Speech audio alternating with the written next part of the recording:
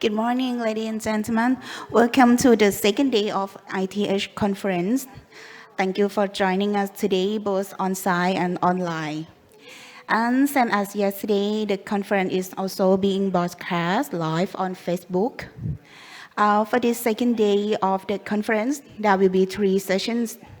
But before we begin, may I invite Dr. Chaem Pachani, Head Researcher of International Trade and Health, International Health Policy Program Foundation, Thailand, to provide us with the key message from the first day. Please, Dr. Chaem.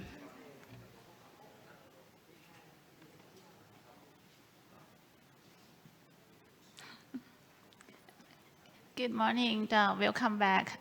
We seem to lost some people on the second day, which is very quite usual. Actually, we got like almost 180 people registered to come on site, but maybe they have changed their mind and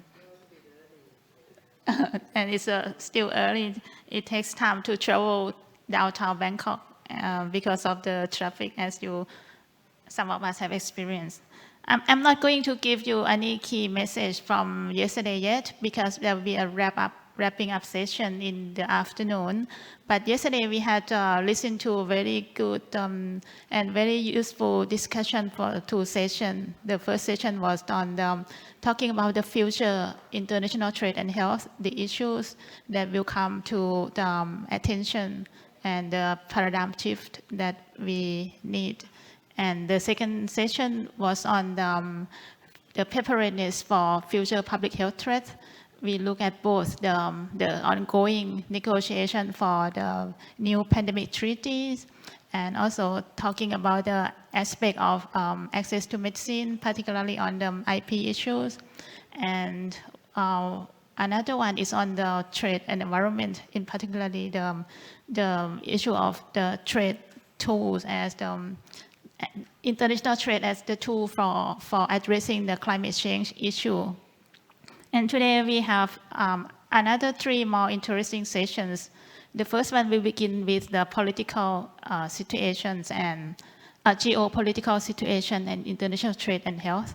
You can see that with the changing situation of the world currently, certainly there will be a lot of implication on international trade and consequently on health as well.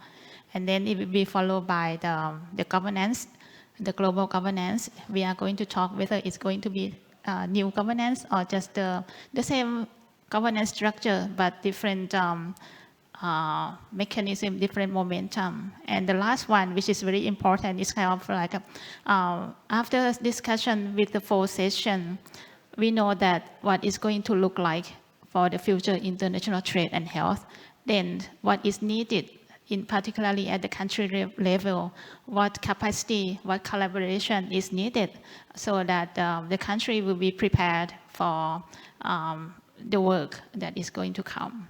So we are running out of time now. We are going to start with the first session of today, which is session 3. So I take the position of the MC, inviting our moderator. We have an honor from a colleague from Ministry of Foreign Affairs, Dr. Suvit Mangkalat from the Department of ASEAN Affairs to moderate the first session. The stage is yours. Please welcome the moderator. Thank you.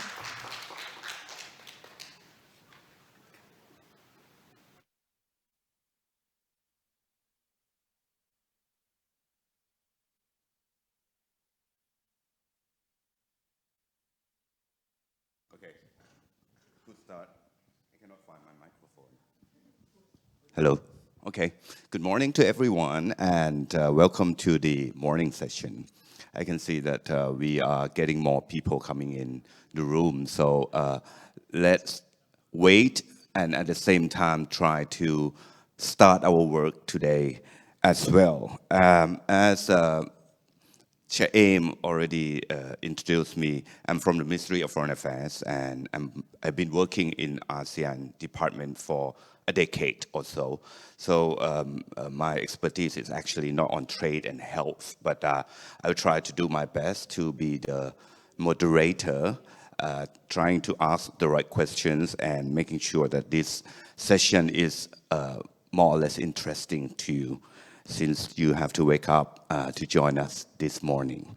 Let me invite two of my speakers, panelists this morning, to the stage. First is Dr. Jesse Bump. He's already there. Jesse, please. And yes, round of applause will help. Yes. And the other speaker is Mr. Nati. He was the moderator of the first session yesterday. So welcome, Nati, on the stage, please. And join us, I think, online. I think he's there, right? Ajahn Pitti, Dr. Pitti, Associate Professor Pitti. Are you with us? Good morning, sir. Good morning. Selamat pagi. สวัสดีครับ How is it in Jakarta? Is it good? Good. Today is quite a little bit dimmy because of the rain, but everything seems fine around here at the ASEAN Foundations. Right. And there's not much PM 2.5 over there, right? No. This Good. time of the year, the air quality is quite good. Okay. Nice to see you, sir. And congratulations again to your new position over there. It's very, very important, and you make Thailand proud.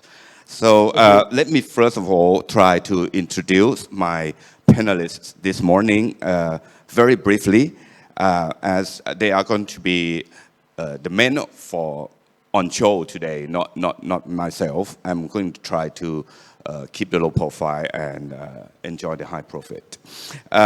First speaker is Mr. Jesse Bump. He's the Executive Director of the Takemi Program in International Health and lecturer on Global Health Policy in the Department of Global Health and Population at Harvard T.H. Chan School of Public Health. And he's also a member of the Bergen Center for Ethics and Priority Setting at the University of Bergen, I believe, in Norway. Also, the research that he's focusing his work on, the goal of his research is to analyze the evolution of ideas and institutions that promote better societal performance in health. His work has focused on the special opportunities to build health systems and advance social protections during and after widespread disruption by infectious disease epidemics and other events. So very well suited for the topic of this session this morning. So welcome again, Jesse. Please round of applause again. My second panelist is Associate Professor Pitti, who is joining us online. He is the Executive Director of the ASEAN Foundation, which is a non-profit organization mandated to promote awareness and ASEAN identity. So he can talk about his work over there as well if he wishes.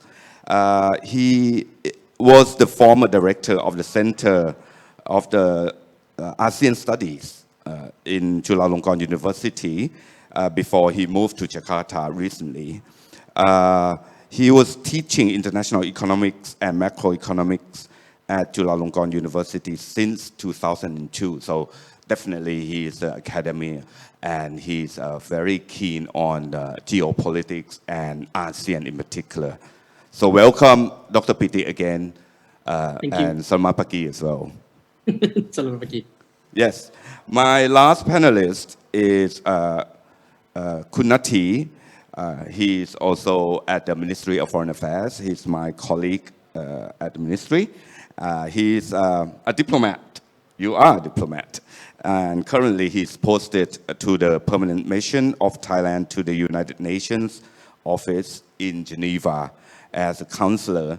He's in charge of economic and global health affairs, so very rightly invited to join the session of this conference in particular.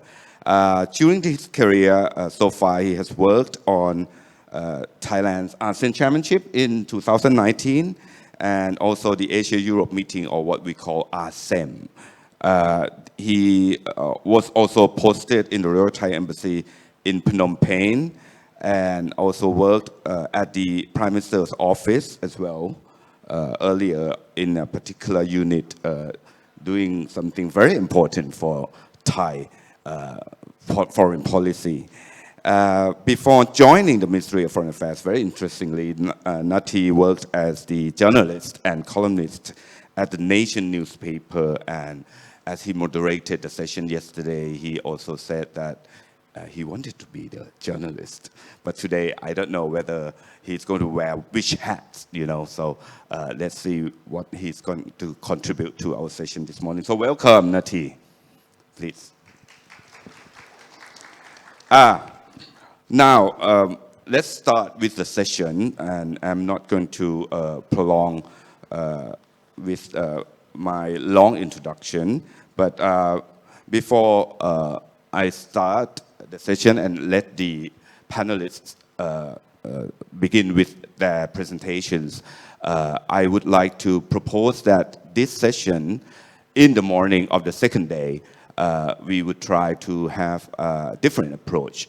I have already asked for agreement from all of my panelists that after they give 10 to 15 minute presentations, at the end of each presentation, I would ask them to try to provoke your thoughts and try to engage the audience by asking questions, leaving you with some pending ideas or provocative, controversial ideas, and try to engage you to participate so we can make it more interactive. If you agree with us, it's a classroom style of sitting, so we're going to try to make it like a classroom as well, in a way. If you don't mind, we will proceed with that. And let me also, first of all, before I give the floor to my panelists, introduce this session. This morning, the keyword is geopolitics. We have a little bit of the shift of focus from yesterday, as Dr. Shem already briefly told you that we had very constructive sessions yesterday. The two sessions were on trade and health and the paradigm shift. We're still sticking to the main theme of the conference, which is the paradigm shift. But our focus this morning will be on geopolitics. That's the key word. And when we talk about geopolitics, definitely today we may think of other keywords relating to concept or policy or strategies, such as the BRI, Belt and Road Initiative, the grand strategy of China, with the rise of China over the past 4 or 5 decades, and Indo-Pacific strategies and policies led by the US and allies. Another keyword would be that we have ongoing power politics that is actually affecting global and international order. And great powers rivalry comes in our mind when we talk about the US and China relations. We can see that there is competition and there is possibility of confrontation. And we don't want to see, but there is a likelihood that there could be a conflict as well. So this session this morning, we're going to try to investigate in the possibility scenarios and all this in terms of what is happening to the global international order right now. And what roles are other players, key players, have, if at all, in the world right now with the current geopolitics. We also witnessed the dynamism within international and regional architecture with old and new, what we call groupings, like now we have both NATO, Quad, AUKUS, and we have G7, G20. At the same time, we have BRICS. We have SCO, Shanghai Cooperation Organization. And there is a challenge to our regional grouping, ASEAN, and also its centrality. So when we talk about this, we will have all these key concepts of deglobalization, decoupling, and what roles do we have in terms of trying to promote multilateralism and the international organizations will come into play as well. As we have discussed yesterday, the role of the UN, the WTO, the WHO, etc., etc. These international organizations must have key roles in trying to see how we're going to proceed and see the effects on trade and health, which is the main theme of our session. I will leave the introduction by saying that the world right now is full of VUCA, VUCA. VUCA world is for volatility, uncertainty, complexity, and ambiguity. And how can we deal with this? What's the way forward? So without further ado, I've been giving quite a long introduction already. Let me start with Jesse. I think he's going to talk about geopolitics and its effect on trade, health, and also security in general. And I think what he's going to focus on is the historical perspective, especially of the UN system, whether there have been challenges in terms of geopolitics. So I give the floor to you, Jesse. Thank you very much. Thank you, and welcome everyone. I just, since this is a trade and health conference, I'll speak a bit more about trade and health than security, but these things come together easily. So the first thing to say about geopolitics is that even though academics disagree about the exact definition, think about this as really large scale, so nations or regional blocks, and how do they get what they want. The effects on health, they tend to come from the major trade nations. So think about geopolitics usually is a trade and security issue. It's one or both of those almost all of the time.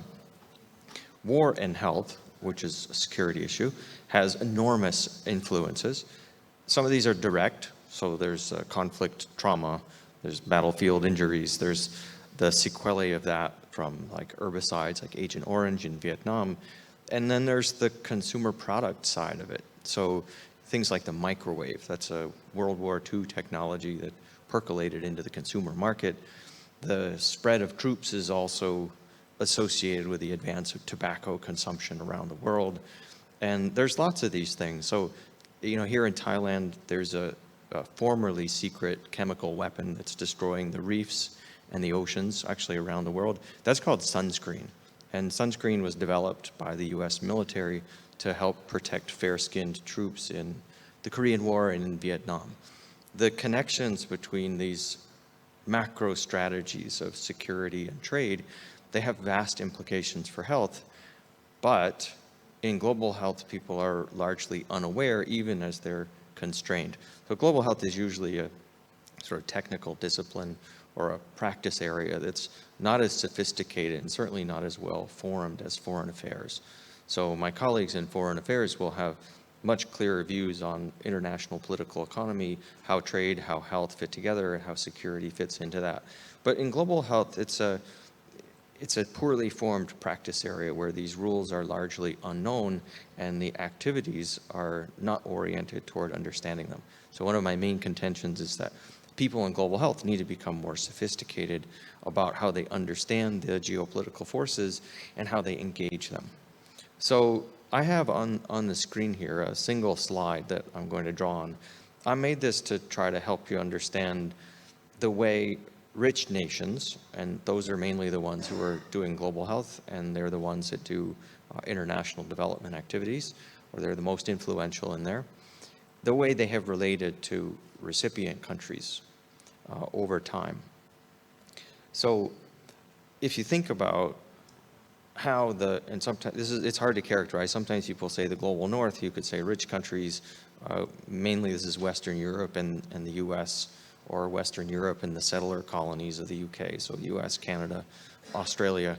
That group that tends to dominate global health and dominate the intellectual and financial agendas, they are particularly important in trade and health. So if you ask, like, where does aid go? How do they decide where does it go? Where does trade go?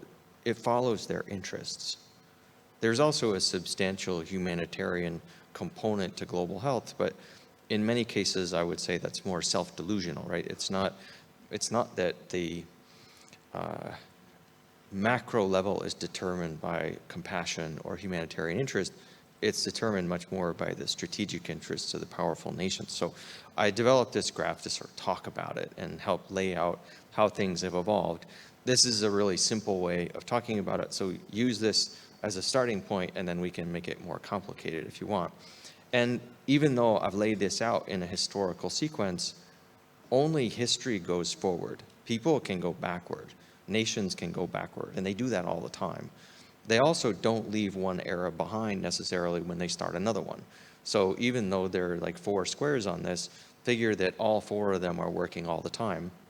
And when I characterize things that were happening in one, that's just kind of a mainstream of that time. It's not exclusive of the other things. So if you start back in, let's say in the early days of international trade. So this could be the 1100s or 1200s. It's a period that lasts maybe until the 1700s, the Industrial Revolution. People have been trading with each other for a long time. And this is how great ideas spread. So things like the wheelbarrow, invented in China, is a really useful technology. People see it, they like it. Eyeglasses invented in Italy in the 1100s. Like, this kind of interchange, it's a good thing. It's how ideas spread around. It's how technology spread around. It's how people get ideas about how to make their lives better. So if you take this as one starting point, then when we use the term geopolitics, we're usually thinking about the negative aspects, like undue influence, unfortunate consequences, greedy behaviors, the imposition of one value system or knowledge system or system of control over another area. So when I say competition here on the lower right side, this is when the English and the French and later the Americans started to fight with each other, particularly the Europeans. So in the beginning of the colonial period, the so-called scramble for Africa, that's where the European nations fought with each other, the Dutch, the French, even the Swedish, Norwegians were, or there's no Norway at that time, but even the Swedish were involved a little bit. Those nations decided to fight with each other for the conquest of the rest of the world. So think of the Dutch East India Company, founded about 1600, the English East India Company, founded at the same time, just a little bit earlier. They waged a worldwide conquest. They fought over Manhattan. They fought over what was called the Dutch East Indies, over Indonesia. They had a contest in India. All around the world, those trading companies were forging a new model of international dominance. And eventually the companies were taken over by states. So the British East India Company eventually defeated the others and then got nationalized. And what you have there is this fusion of the capitalist company with state political goals. And that's a formula that's proved incredibly powerful. I won't say it's good. Like it's not better for humanity. It's just more powerful than other forms. So it's fast, it's nimble, it's extractive, it's rapacious, and it has dominated the world since then. So here in the colonial warfare period, those nations fought with each other. That vertical dotted line there on the bottom, you could call that the Berlin Conference of 1885 or 1884 or 5. It's over the winter. And what happened there is the donors decided, instead of fighting with each other, they would just make decisions in Berlin, where the conference was, about how to divide the rest of the world amongst them. This has vast implications for legitimacy, but they had military force, they made an agreement with themselves, and that's why they moved from competition in open warfare to collusion. They said, you take this, I'll take that. That state of the world affairs persisted until World War I. And then they sort of slipped back. You wouldn't call it necessarily colonial warfare, but these rivalries over trade and economic supremacy spilled into the military theater. So the European nations went to war. They ended that by essentially by founding the League of Nations and trading the colonies into protectorates. So this is when the Germans lost their colonies. So the English took Tanganyika. The Belgians took Rwanda and Burundi, for example. So this is, as the colonial period evolves, some of the major European trade powers, they traded places. But at decolonization, which you might call that red line, they started to pretend to collaborate with other countries. And I said pretend to collaborate, and I called that square paternalism because I don't think they really mean it. They still have their own interests at heart. They just use a different way. It's more of an economic enforcement than a military one. If you follow this square around, you can see where it's going, where if donor countries fight with each other, then there's open warfare. And sometimes, that sort of competition, that rivalrous competition, is a lens that you could use to understand many humanitarian disasters. You can understand Ukraine, war in Ukraine that way. You can use it to understand Syria. And it's because the major nations that have more power decide that that's where conflict will be limited.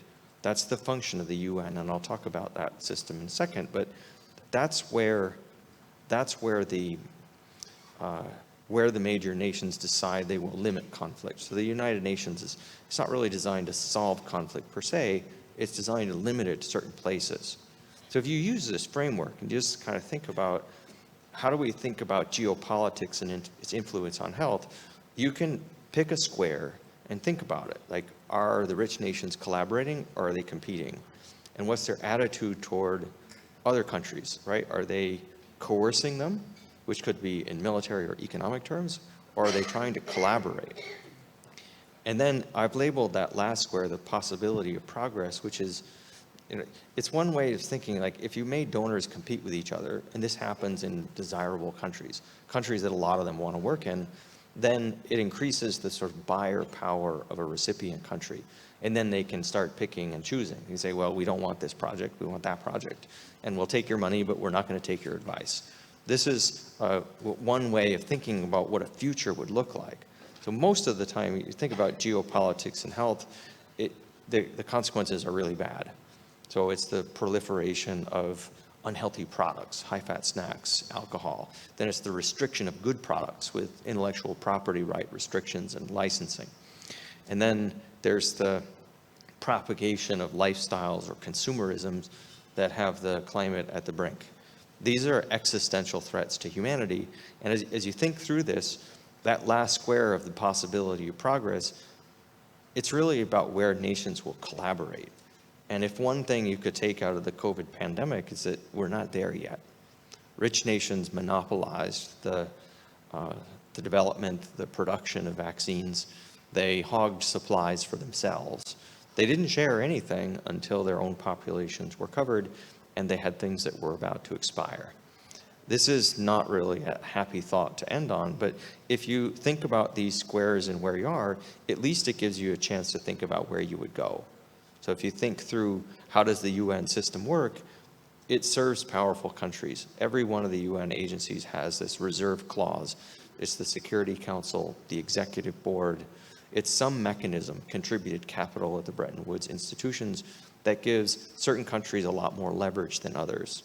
And that's not the basis for fairness. It's not the basis for collaboration.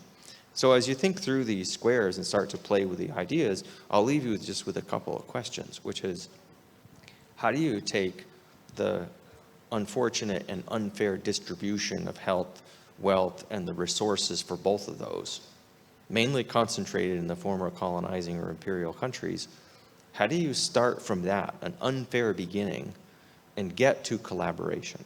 Where collaboration is going to be better. It's a place where each country would be able to say with legitimacy and authority, this is what we're doing for health. These are national statistics that you can actually trust, unlike the national statistics now. Then you have to look at them individually and try to figure out which nations are playing fair and which ones aren't.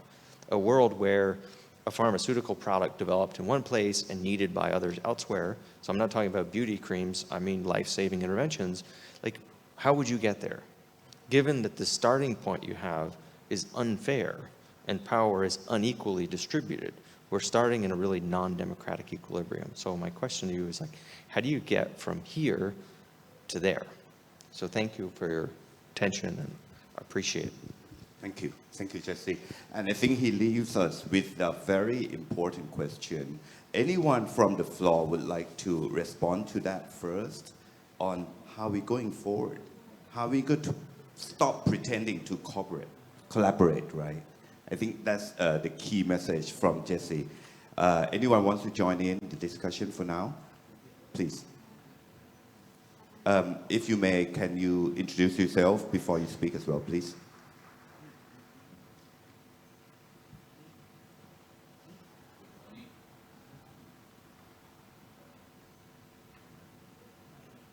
The microphone is still asleep. But everyone is wake up already, right? With coffee. Good morning. Yes. If you don't mind, I can sit back. So thank you. Very interesting quadrants there, and interesting questions. How we go from there, from here to there, and I suppose in history there were shocks, and you mentioned the famous Woods, the Bretton Woods, and that was a particular shock. The Second World War that sort of contributed to that, and I would say if we can learn something from history, it probably, I don't want to say requires, but usually is prompted by some shock. And personally, at the beginning of 2020, I was thinking, well, if this pandemic is really that once in 100 years, that might be that unnecessary evil that will make the world leaders, think about a new setup, the one with collaboration, as you mentioned. And I was watching as days were passing. I think I had high hopes in March, February, March, April still, and then June, July is sort of going down. And even though the number of deaths were going up, humans have this capacity of sort of normalizing things and not really. But I was really, really hopeful that this could have served as the what I would call the third incarnation of United Nations or something else. And the previous two, First and Second World War, gave birth to some international resemblance of order, and I was thinking that maybe this will, and it did not. So I don't know if mortality would have been higher or disruption would have been higher, but the disruption was huge. But it didn't cause that. So I don't have the answer what would move us from here to there. And we did have maybe a lost opportunity.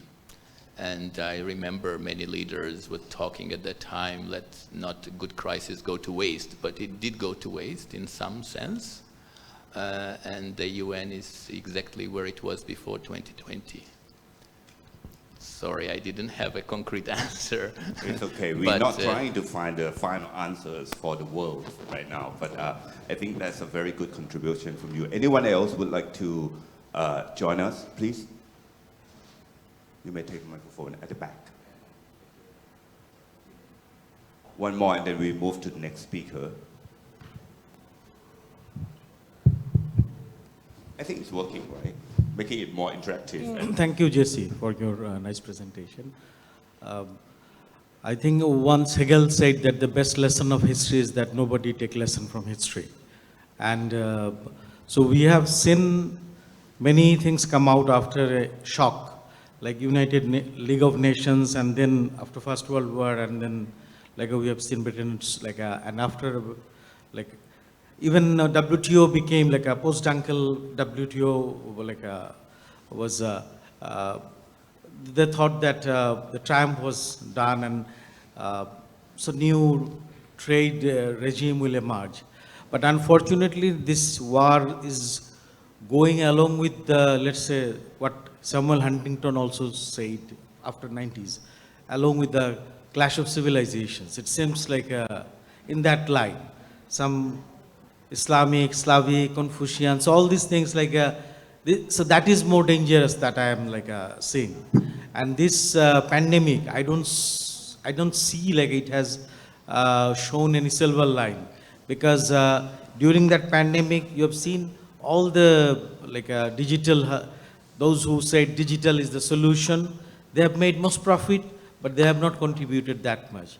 During that time, all the vaccine companies, except few, I think Sarah Gilbert and others, they have made enough profit from this one, but nobody, in fact, in a way, so what you have seen the progress or window of opportunity.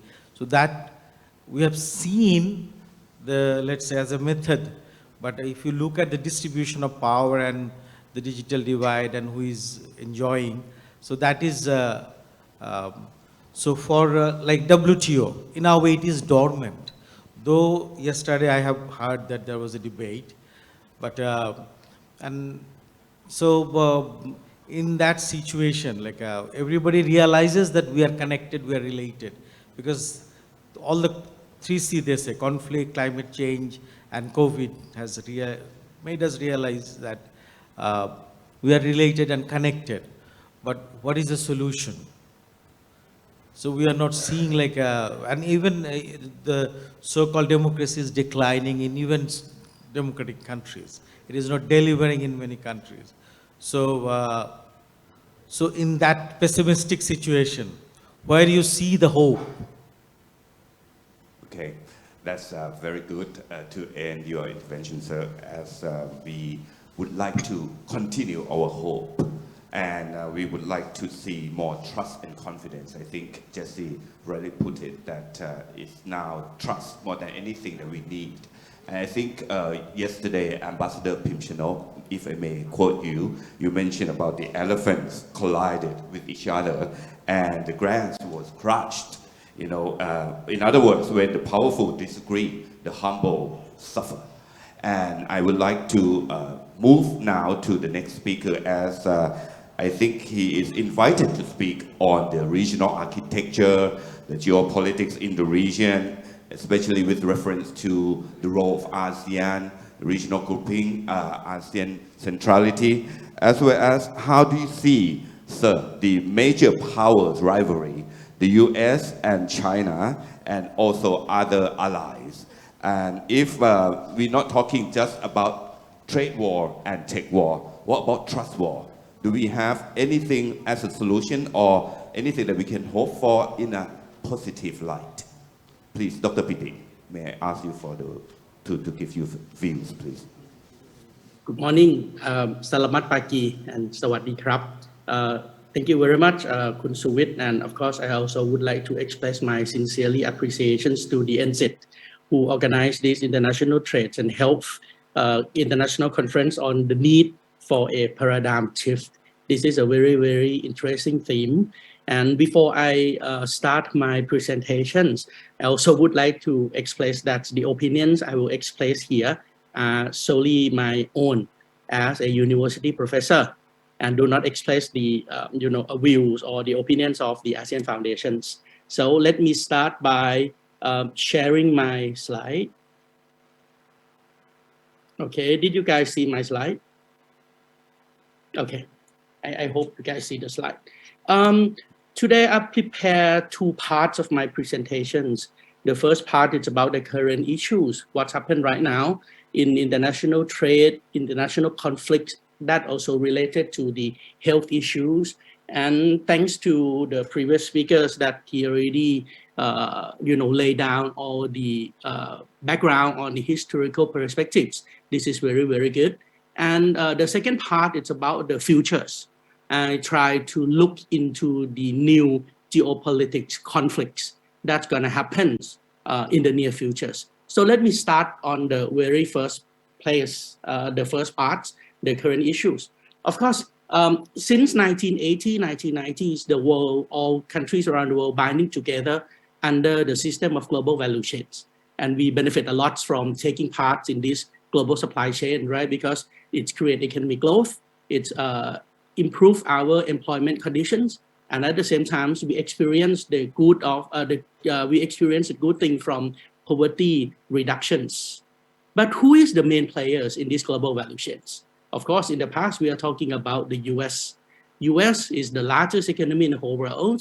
Currently, US GDP adjusted for purchasing power parities share about 15.9% in the whole world GDP adjusted for purchasing power parities.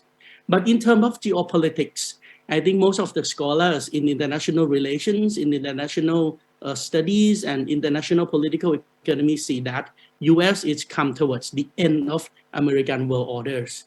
Hence, US, who used to have the hegemonic power that set the rules of the games, being the referees and being the players by herself, seems to decline a lot in these years.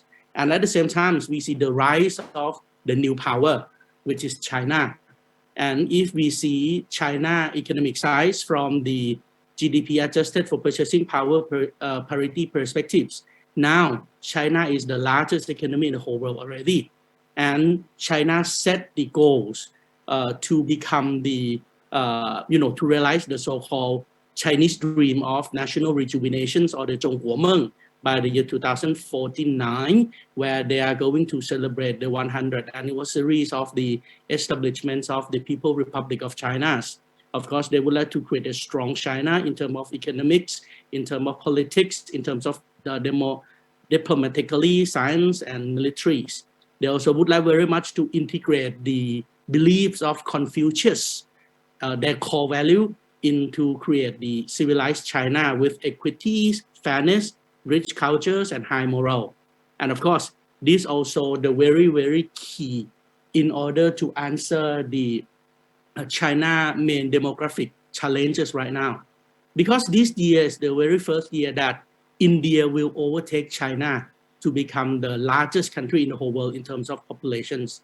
India will have 1.42 billion populations, where China have about 1.41 billion populations. And of course, China will entering into the age societies sooner than everybody expect. And of course, the problems of these situations come with two perspectives. The first one, people think, oh, China is in the very, very bad situations because they are about to get old before they're getting rich. Unlike European countries, unlike the Japan, who get rich first and then get old. But of course, for the second group of perspectives, they also said, and I did have a chance to attend a class in Peking universities last 2 years for the whole semester. And I have a chance to talk to health economists in Peking universities who also help the CPC to do the policy on this demographic change. And they said, actually, getting old before getting rich is the best thing that can happen to China. Why this thing happens? It's happened because, in 1960s, the average life expectancy of the whole world, it's only 51 years old. But now it's beyond 70 years old already. Hence, things change a lot, especially when we think about retirement age, especially when we think about the social welfare systems. Because these social welfare systems, retirement age was actually calculated and prepared since the mid of 20th centuries, where at that time, the life expectancy of the people is just 51 years old.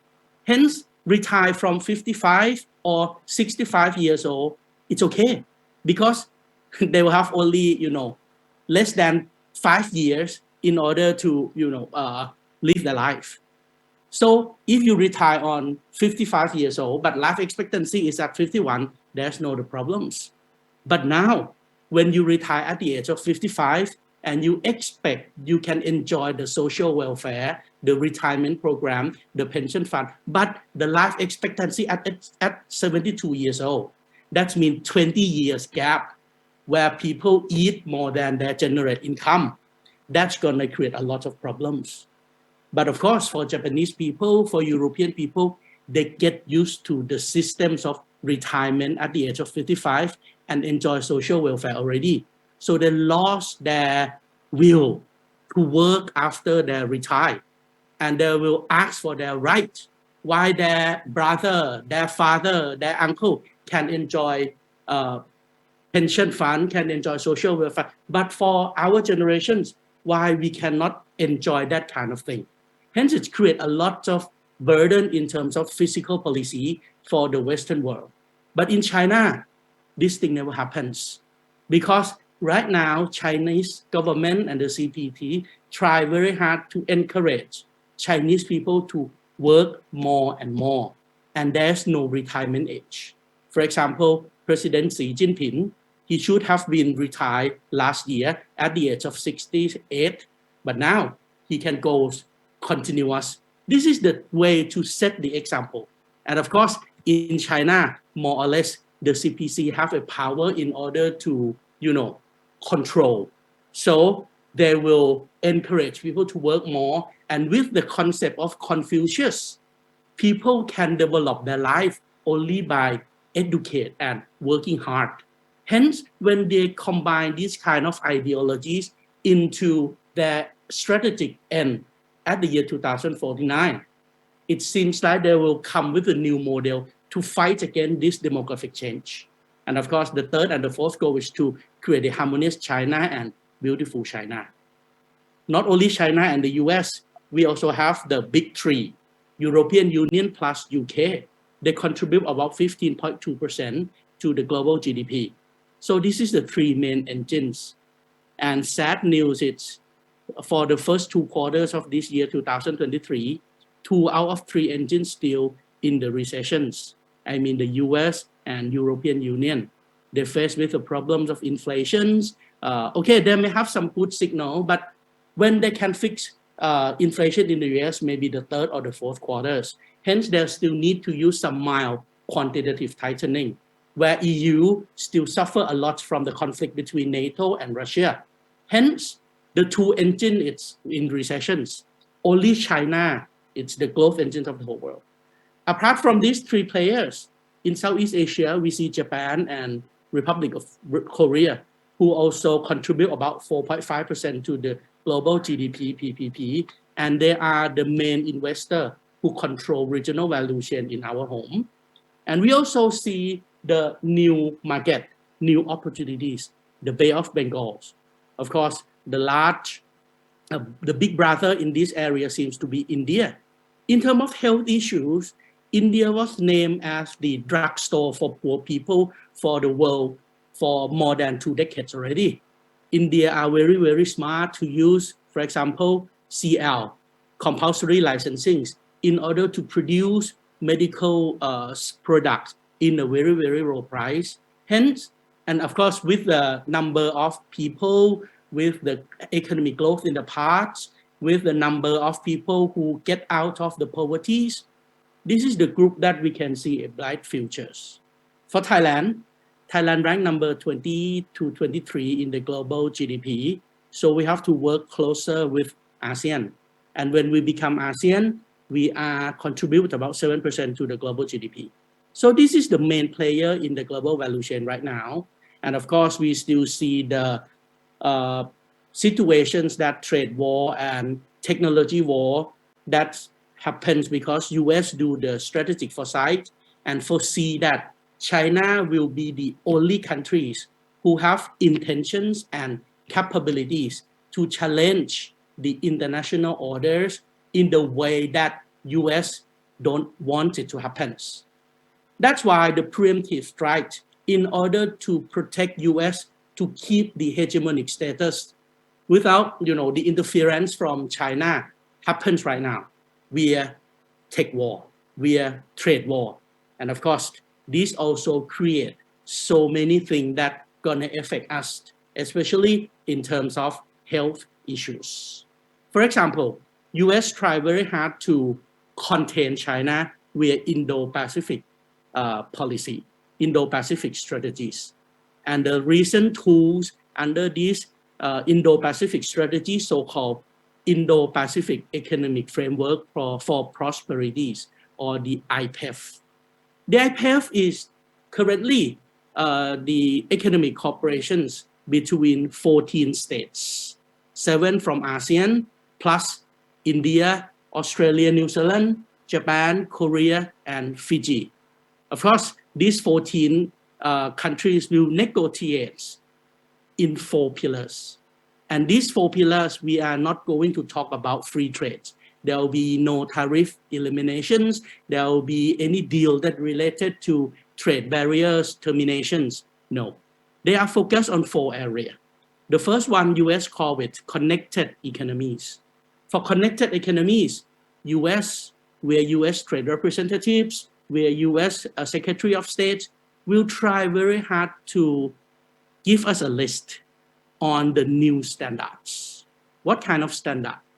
They are going to talking about standards on environmental issues, standard on digital economies, standard on labor and human rights, and of course, standards on intellectual properties. We are going to talk about the WTO plus issues that affect a lot on the health issues, especially on the intellectual property rights that related to medical stuff, drugs and medicines. Hence, our cost of healthcare, our cost of productions, our cost of social welfare systems will be higher. Then they are going to talk about resilience economies, supply chain resiliencies. I believe US will give you the list of what goods and services the countries cannot do trade with some particular countries. And of course, that particular country seems to be China. But of course, at the same time, China is one of the very, very large countries who produce and export biochemical product, which is the raw material to produce drugs, medicines, and medical stuff. That means we lost business opportunity, and at the same time, we faces with a higher cost. Hence, US request number 1 and number 2, in order to exchange for number 3, clean energies, infrastructure development, clean energies, and decarbonization technology transfer via the project so-called Build Back Better World, which until now, since the year 2021, we still cannot see any progress or any money that flows into this promising yet. And then number 4, they are going to talk about fair economies. So if we cannot compliance with number 1, number 2, and number 3, they are going to use tax and anti-corruption reports in order to threaten us. Hence, as you see now, the geopolitics seems to be the core at the international trade. International trade is no longer market mechanisms. It's the change in world order. So now people talk geopolitics, geoeconomics, and geostrategics. Market mechanism, trade liberalizations, the ideology that US believe very much and set up as the rule of the games since the early 1990s is not there anymore. Hence, the environment, the ecosystem that we are going to face in the near futures will be very, very dynamic. And of course, it will disrupt us significantly. We are going to expect that we will face the slow recovery and of course, weaponized global value chains. For example, financial services, insurance, logistics will be used as the weapons in order to create economic meltdown for 1 or 2 countries. We experienced it during the conflicts between NATO and Russia. NATO partners try very hard to use this kind of trade facilitations in order to, use it as a weapons to create economic meltdown in Russia. We are going to see the managed decoupling, a fierce competitions, trade war, technology war still there. Global value chain that we benefit a lot during the past 3 decades will not there anymore. It will split into Western bloc and China bloc. We'll see supply chain resiliency. This word actually is a very, very good word, but they are going to use it as the good excuse to create more trade barriers.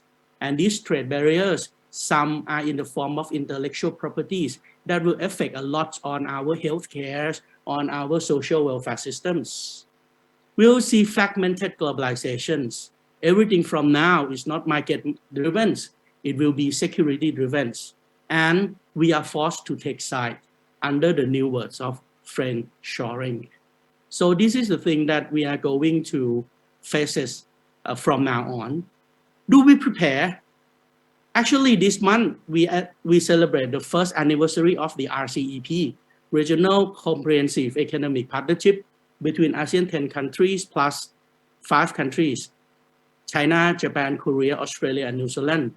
We are talking about 1/3 of the world GDP, and it's a first comprehensive and high standard FTA that Thailand get involved. We still see room to improve this. And by this year, I think the ministerial economic meeting in ASEAN will talk more about should we have the SecGen for RCEP. We are talking about the new hope of the group of developing economies, the large economy, the BRICS, Brazil, Russia, India, China, and South Africa, who now try very hard to enlarge their corporations. And Thailand have a chance to be invited into this group as well. In Thailand, last year, we host APEC, and we set the time frame for the next 4 years from 2023 to 2026 in order to pave the way to realize the FTA-AP, free trade agreements on the Asia Pacific that will cover about 2/3 of the global value chains. And this is the thing that we try very hard in terms of to normalize and to create our supply chain among our important trade partners. And we hope very much that this is the situation that we can position ourselves in the middle. We don't want to take side. We would like very much to protect our benefits, but at the same time, we don't want to take side either with China or the US. But as I told you earlier, now every decision will be based on geopolitics, geoeconomic, and geostrategics. If we have time in the second round, I will talk more about the new geopolitical economic conflicts, especially on these 5 issues: Arctic, North Pole permafrost, space, cyberspace, international seabed, and SOMIA. But I think I ran out of time for the first round already, so I'll return my floor to Khun Suwit.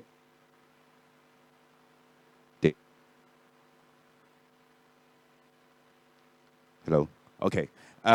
Yes, you have time for the second round, sir. So right now we have 30 minutes for the session, and we still have one last speaker left. But before I proceed to the next speaker, Ajahn Piti mentioned about disclaimer that he started his talk, and this is the frank and candid discussion that we have here. I think Jesse mentioned when we met this morning that he enjoys coming to PMAC just because this is the floor that we can be open and frank and candid as well. So let me now try to follow up with the discussion and invite some of the audience members to join us in the discussion, whether any comments or any questions regarding the presentation by Dr. Piti just now. Anyone would like to take the microphone, take the floor? Well, basically what Dr. Piti mentioned was about the change in the rules of the game. You know, even though American world order try to stress very much rule-based international order, but now we have new rules of the game. And also, I think he mentioned about IPEF, which doesn't create freer trade or fairer trade, but actually promote more barriers. And I think Ambassador would like to join us in the panel, please. Yes, please. Thank you. Yes, good morning. Thank you very much. I also will have to make a disclaimer that today, when I speak, I will speak not as ambassador of Thailand, but as the a long-time participant and still participating actively in international negotiations, because as an ambassador, you know, in principle, we shouldn't be mentioning our trading partners, you know. But so I just want to make comments on whether the rules are changing. I think the rules are changing. Hello, Dr. Piti, Badija. Very, very happy to see you. I think we are on the verge of changing rules, especially in trade area. But we still have time. And Mr. Jesse asked a very controversial question, which I also cannot answer right now. But there are ways that members have to, that people or countries have to move forward too. But in the case of Thailand, what I am a little bit worried is that Do we know where we stand? Do we know what we want? You know, this is always a very pertinent question. We in commerce and MFA, we know very well that sometimes we can be in the middle, but we cannot be in the middle all the time. We have to take specific action or have a specific policy to ensure that this is the way that will benefit our country, you know. So my answer would be, okay, rules are changing. My position would be we have to participate actively to make sure that the rules will be beneficial to us and don't stand just as on the sideline, you know, watching the train goes by and let other people take action. That's not my view. But the thing is we, especially today, like in healthcare, which is a very emerging and have great potential for Thailand's future development, we have to think about what do we want, which I will speak on my session next. Thank you. Okay, so we look forward to your session, next one, and she gives out a promising perspective of being more healthy and more wealthy at the same time, even though Thailand is going into the aging society situation. And also, I think, you know, Dr. Pitti also mentioned about retirement of the leaders and says that in China, presidency is not retiring yet. I think President Biden is not retiring either, even though he's very aging. And also in Thailand, I think a lot of people are not retiring very easily. So let me move back to international scenes and international arena. And with the next speaker, as a diplomat in Geneva, I think he will give us some views on the current trends in the global political economy, including the uncertainty surrounding the situation right now, and also he will talk about the roles of major international organizations, whether they have effectiveness or ineffectiveness in dealing with the pressing challenges that we face today. Nati, please, you have the floor. Thank you very much, Dr. Sawit. And I have a big clock in front of me saying that we have 26 minutes remaining in this session. So I assume I can take all of that. Of course, yeah, Just if you kidding. have a lot to say. But, I think the audience would like to say as well. So, Of course. I won't take that much time, maybe 7 or 8 minutes. And Dr. Pitti wants the second round. by the Of way. course. Yeah. We might have to extend the time. Anyway, I'm constantly being reminded today that I'm a diplomat, and that implies that I can't say much.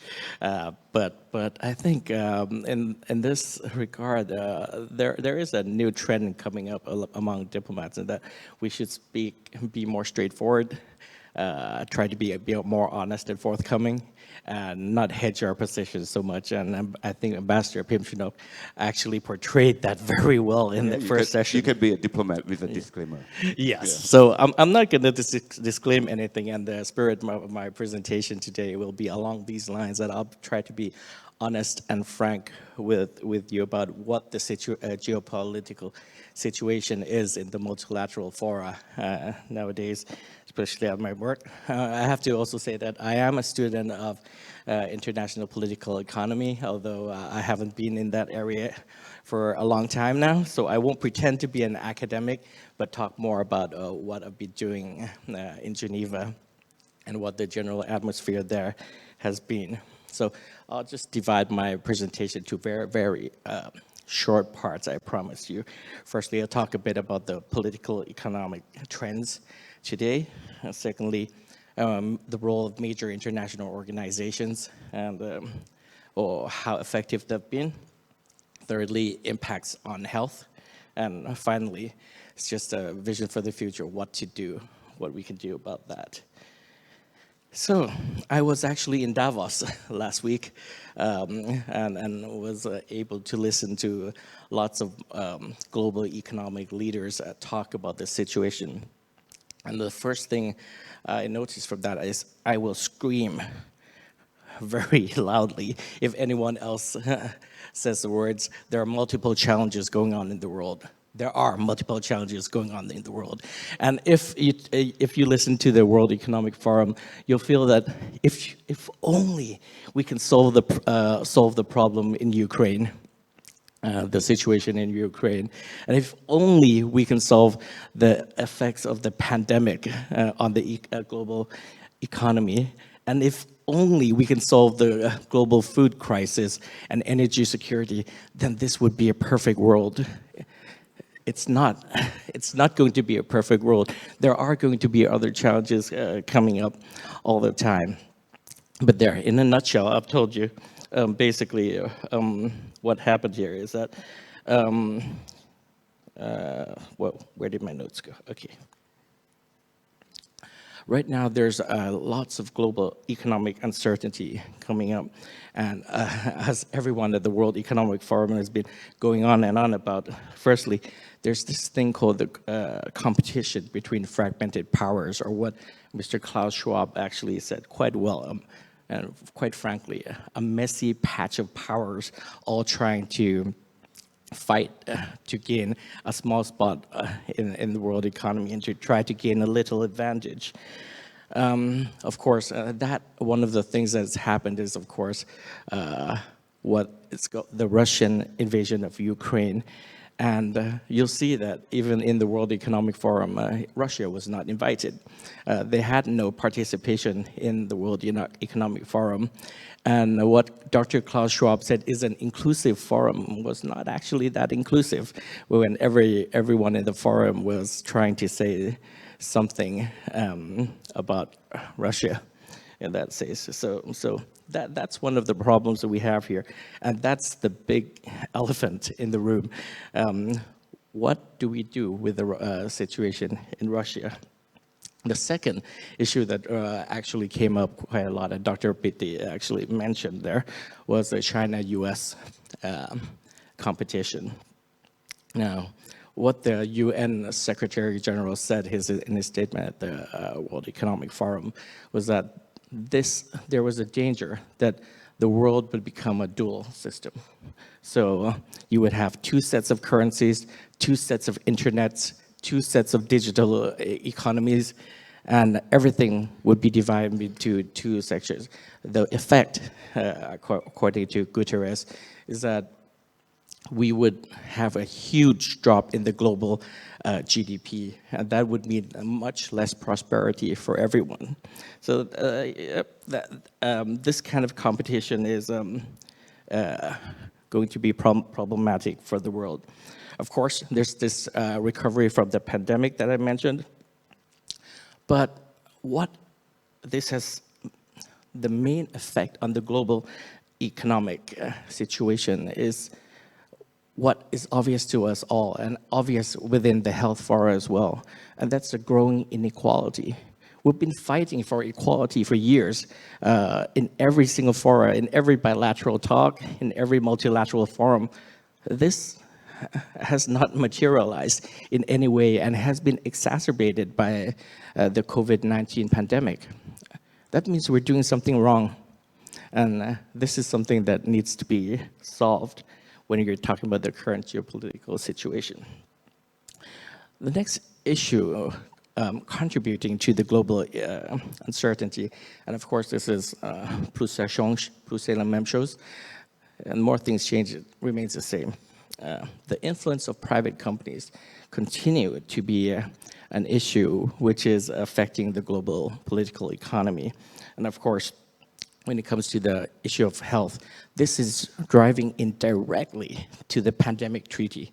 You'll see that certain member states, and I am a diplomat, so I won't name names, are focusing more on the international health regulations and amendments to the international health regulations of 2005 instead of focusing on the pandemic treaty.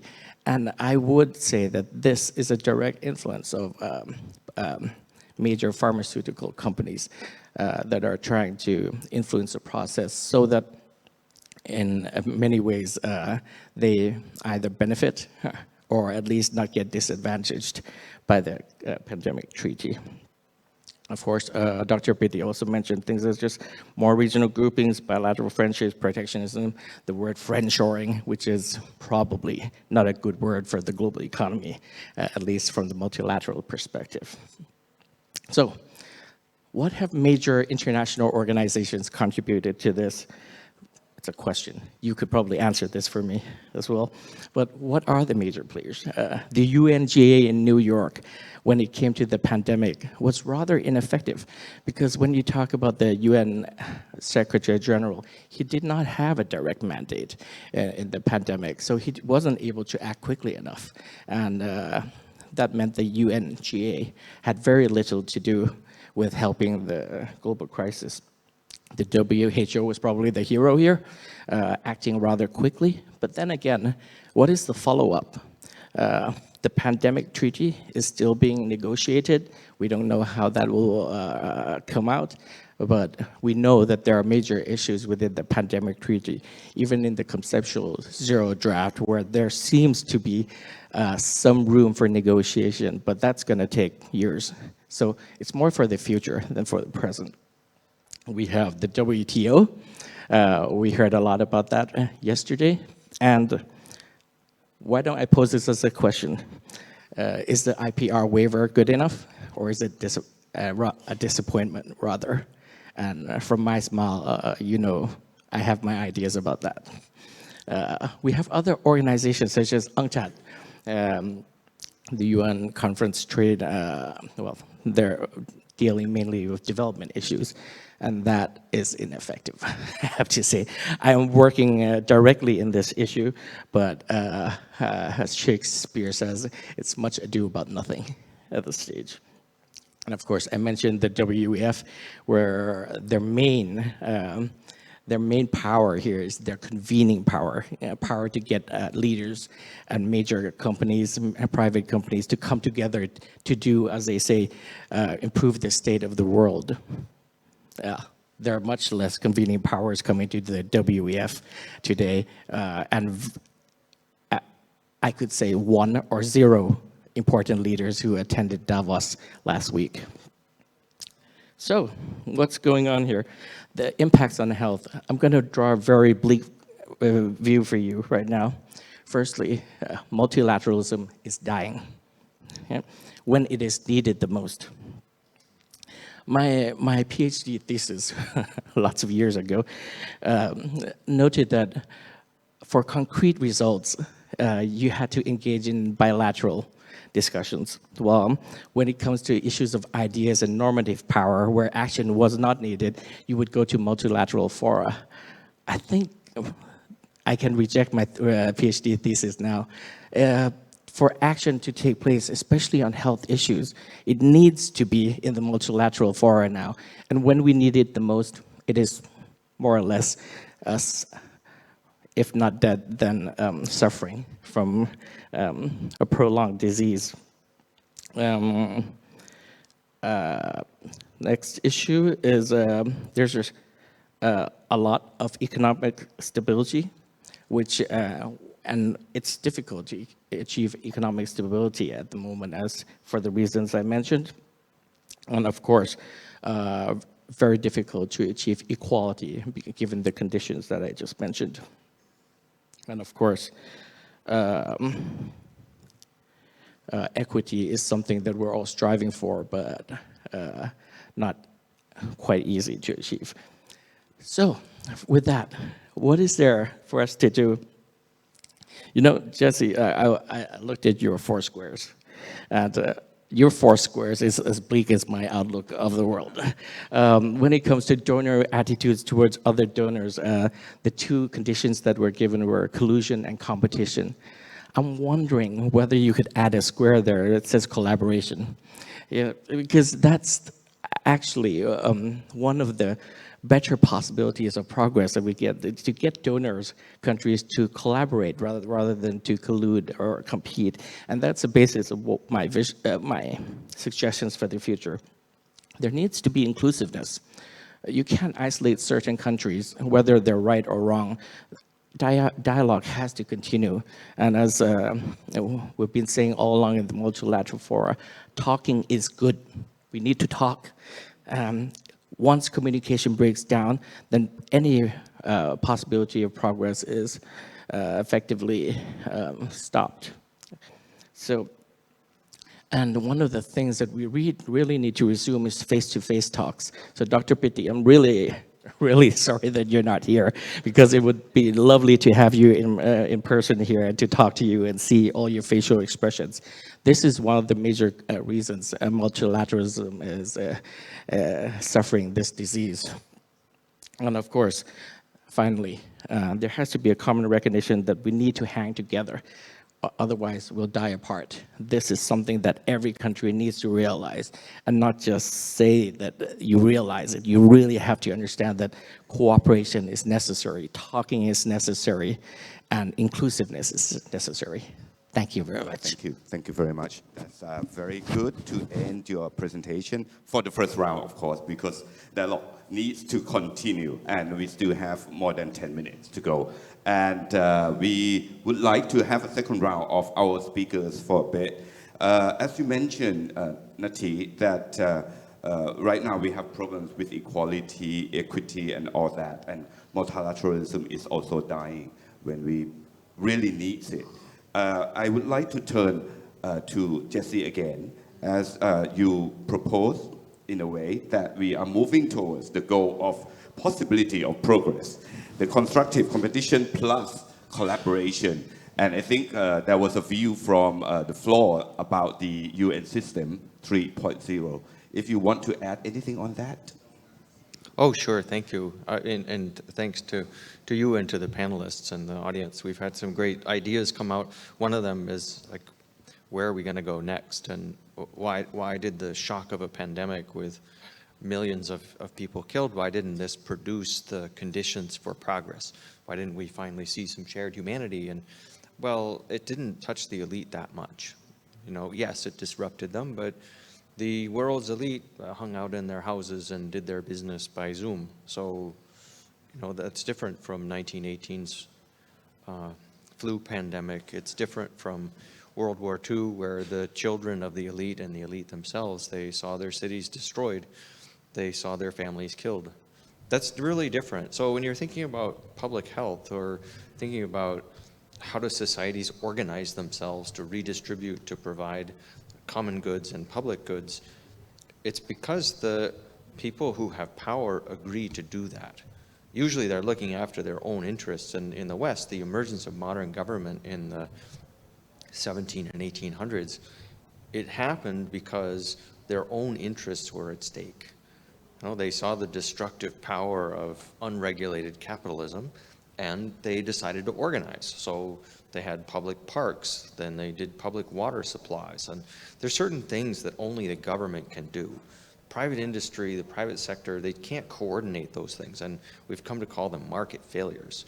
Here we have massive government failures, and there's no obvious way to fix government failures without actually collaborating and taking one another seriously. So, you know, here as you think about the squares, and yeah, there could be more of them, you have to figure out how is it that the people with power can be roped into the system. If it's a health system, then you're thinking about the rich will have to subsidize the poor. If it's a tax system, you're looking at the same thing. Here in the search for global fairness, we're asking the same question. Well, countries that have power, have been exercising power, they need to be balanced by the democratic superiority of nations and peoples elsewhere. So, you know, is it right that, you know, drugs developed from public money in a 350 million population country should be withheld by the private sector from the rest of the world? And my answer is no. But the rest of the world is like 6-7 billion people in addition to that. So why can't they coordinate? I would think about like that kind of problem is like, how do you set up an opposition that has meaning, that has value? And then things like the veto power at the Security Council, those will be on the table. Those are sort of legacies that we're dealing with. And, you know, there might have been a good reason at one point, but there's certainly no good reason now. And this is a question here about realigning power with more democratic values. Those are the same values that these rich countries espouse. They just don't actually mean it. So this is where I would begin thinking about how to solve these major challenges. pursue accountability. Now, the rich are rich because they stole stuff, right? That's the basic underlying premise, is extraction. And it's hard to disambiguate that from things that may be merit-based, but, you know, there has to be some accountability for the past and some redistribution.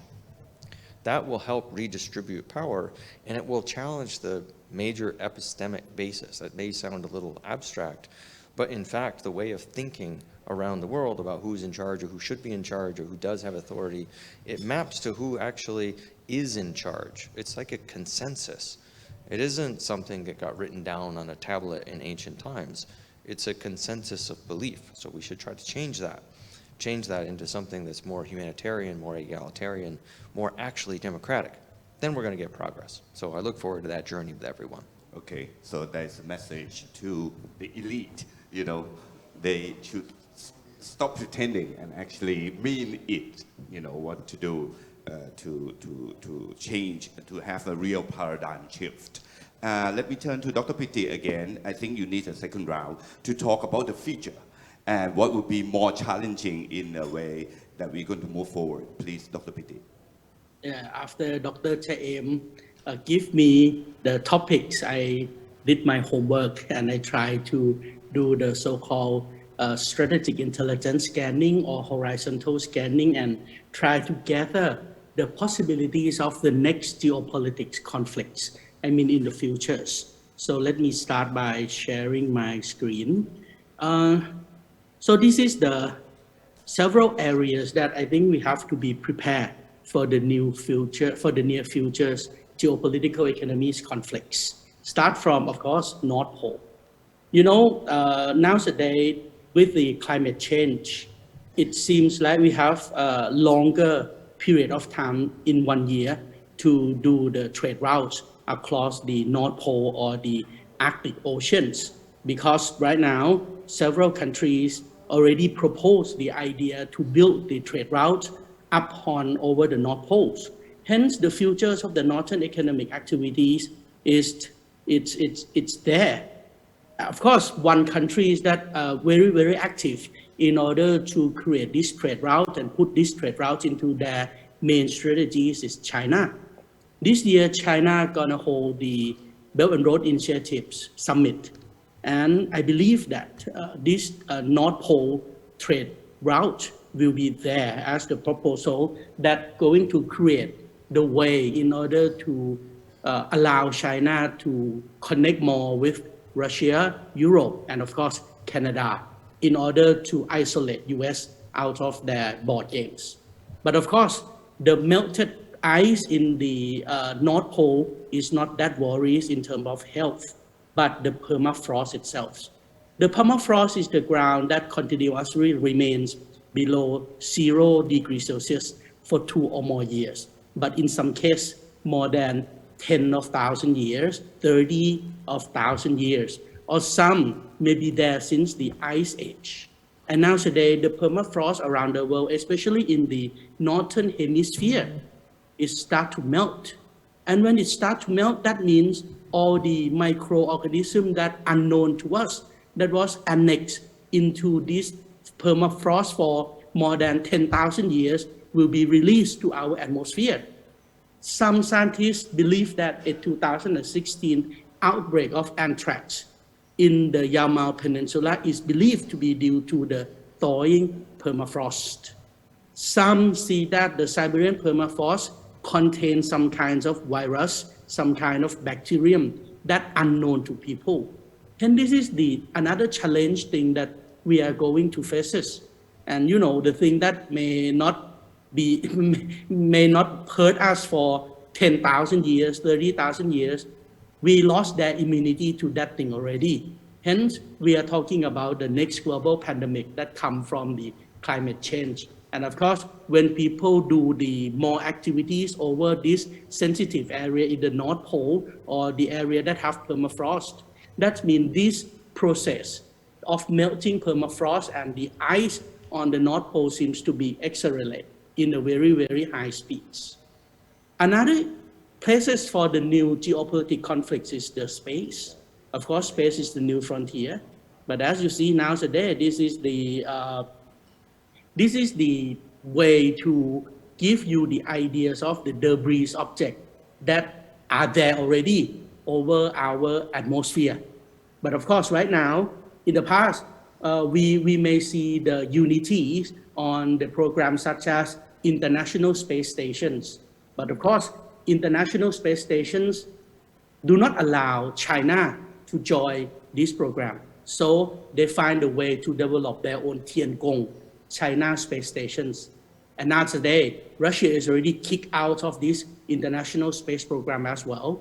Hence, the more competitions will be up there. That means in the past, when we talk about, space program will benefit us a lot in terms of technologies, in terms of humanities. We will learn from each other for the best technology transfer, because space technology integrate all kind of space, not only science, but social science, political science, as well as humanity as well.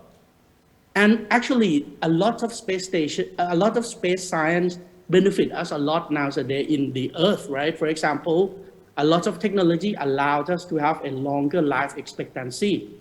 Like I told you earlier, in the early 1960s, our life expectancy is just only 51 years, but now 72 years.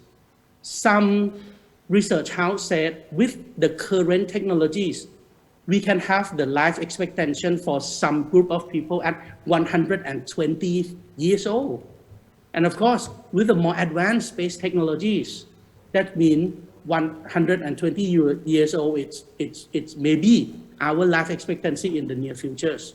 So what's going to happen in terms of health, in terms of demographics, in terms of the definitions of aging, extremely aging societies? Because if we, if we end our working life at the years of 60s, but we still have to live until the year 120s, what does it mean? We may have to review about this kind of thing again and again. The next area, apart from space, is the cyberspace, right? Because nowadays people seem to be easily accessed to this new space, the cyberspace. We also see the trilemma in the cyberspace sovereigns, right? There are three scenarios: hyper sovereignties, when you have too many extraterritorial state actions, but too little rule of law. Hence, these two things seem to contradict to each other. If we say no to extraterritorial state actions, that means internet will lack of people to govern it. Hence, it will be too little rule of law. Or another contradictions, they call it internet balkanizations. So we separate internet of each countries into their own space, into their own systems. They can use their full sovereign over their internet space. So we will see too much regulation based on territories. But at the same time, it will be too little global open internets. Or worst case, we don't deal with this kind of problem at all, and some bad guy create the scenario so-called cyber anarchy. Then there will be too much freedom in the internet, but of course, too few enforcement possibilities. And the problem seems to hurt us a lot for our youth, because as you can see, this is the average daily time spent using the internet by, regions. South Africa, people spend 10.04 hours a day in front of smartphone, computers. The Philippines, 9.58 hours a day. Thai people, 8.37 hours a day. And of course, most of the countries that named in this chart seem to have the problems of digital literacies, seem to have the problems of media literacies. They cannot separate between misinformation and disinformation. You may heard about the rumors that if you drink lemons with bicarbonate every day, you will get rid of cancer. It spread over the line applications, WhatsApp application for so many years already, and people keep believing it. That's why the international organizations such as ASEAN Foundations and Google.org try very hard to help. We have a program that will release, that will open on the 7th of February. We call it ASEAN Digital Literacy Program. This program supported by google.org, and we would like very much to equip, to empower our youth with these media literacies, with these digital literacies. So we try very hard to protect our children from spending too much monitor times and believe in misinformation and disinformation that may hurt their families, both physically and mentally, which is the health issue as well. The next issue is the international seabeds. As you can see, this is the seabed from Cralian-Clipperton Zone between Hawaii and the US. The stone here is not the stone, but actually this is the minerals, cobalt, nickel, manganese, copper. You know, because of the volcano under the sea, when it's erupt, the good minerals faced with a very, very low temperature seawater. So it crystallizes and become the pure mineral stone that you can just utilize it. But of course, these phenomena only happen in the place that is very, very far away from the seashores. Hence, this is the international seabeds. In the past, we have the so-called international seabed authorities to manage who can benefit, who can utilize this kind of thing. They start to open the quotas for people to do the mineral explorations under the seabeds. But of course, super major power countries such as United States of America do not ratify the 1982 UN Conventions on the Law of the Sea. Hence, they are not the members of the international seabed authorities. The question is, do they would like to use or utilize this kind of seabeds? Of course, yes. So it may create the conflicts in the near futures. And of course, if people rush into that source of mineral, especially the rare earth, in the ecosystem that we know so little, deep sea, we seem to have a very, very limited knowledge about this area in the whole world. Hence, this may create another problem that very similar to the melted permafrost and North Pole, right? And of course, at the same time, deep sea, it's already mentioned as the way for a new resources, new knowledge, in order to fight against new disease, new pandemic as well. You see the paper by UNESCO that the ocean and allies against the virus. There are so many medical paper that the deep sea explorations could help us fight the next pandemic, for example. And another conflict may create next to our home, the new geopolitics area, so-called SOMIA, or the Southeast Asian Massif. In the past, this group of, very, very high terrain that linked Himalayas to southern part of China, to Tibet Plateau, to Southeast Asia, it's very, very far. They never received any control, any rights, anything from the governments because they are so far away. But nowadays, since people need more minerals, need more source of power, need more labor, these places seems to be more and more integrated into the sovereign power, into the central government power. But at the same time, we also see that people in this area still lack of the healthcare systems. Some papers said from the Cambridge Core, they said, Somian or zombie, what future exists for the people of the Southeast Asian massifs? As you see what's happened, for example, in the case of Myanmar right now, the conflict there is so violent, and the violence comes from both sides, from military hunters and from people defense force, as well as from minority groups. We see the interventions from outside.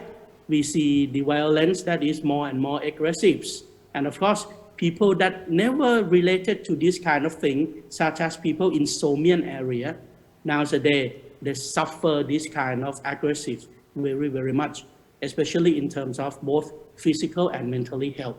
Hence, as you can see, there are so many challenges.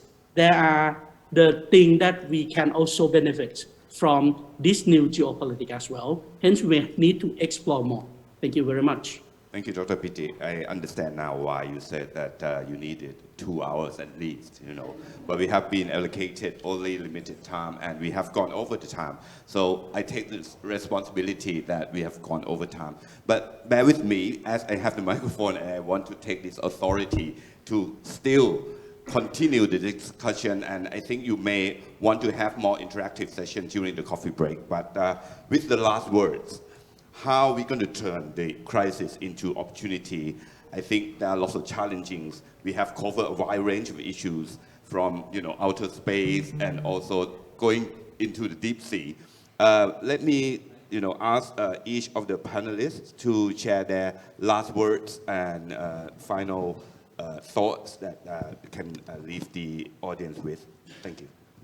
Start with Nati. Thank you. I hope these are not my last words, as I'm not intending to die anytime soon.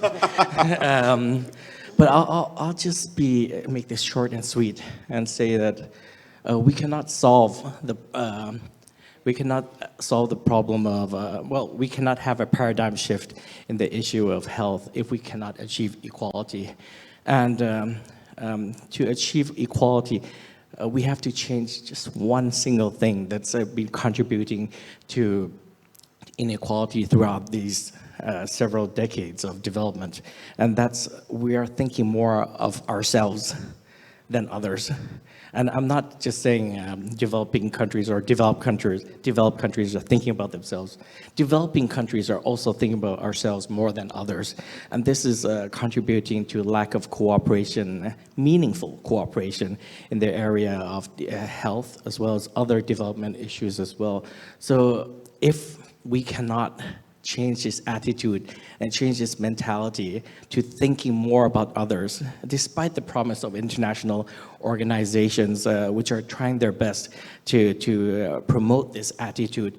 In the end, if you look at the negotiations in the WTO, WHO, in various UN forums, you'll still see an attitude of thinking more about ourselves than others. So if this can be changed, if this small attitude can be changed, then I think we could go a long way. It's not easy, but at least Thailand, as one of the best bridge builders in the world, basically because we don't have any strong positions, is one of the things that we're trying to do within the international forum as well. I like your final words, and I think you can become the world-class diplomat later. Jesse, anything that you want to leave with to the audience? Oh, well, I endorse Nati's plea for collaboration. So these are really important areas, but they come down to individuals, and it's up to us. So I encourage all of you to embrace, to think about it, and to try to participate. Don't accept the world the way it is. We'll go out and get a better one. Thank you. Okay, and Dr. Pitti, your last words, please, from Jakarta. Yes, I totally agree with both of the panelists that we better find a way to create the collaborations, shake our hands, create some cooperations. Of course, multilateralism, multipolar world, it's the thing that, sustain. Hence, we better move towards these directions. Thank you very much. Okay, that ends the session, and I would like to thank everyone. Oh, I think we can continue our discussion during the coffee break, ma'am. Okay, thank you very much for your kind attention, and I hope this session has been useful. Thank you. Thank you, panelists and moderator, for this beneficial and enlightening session. Before we begin session 4, there will be 10 minutes coffee break, which is already prepared for you right outside this room. And the next session will begin at 11 a.m. Thank you.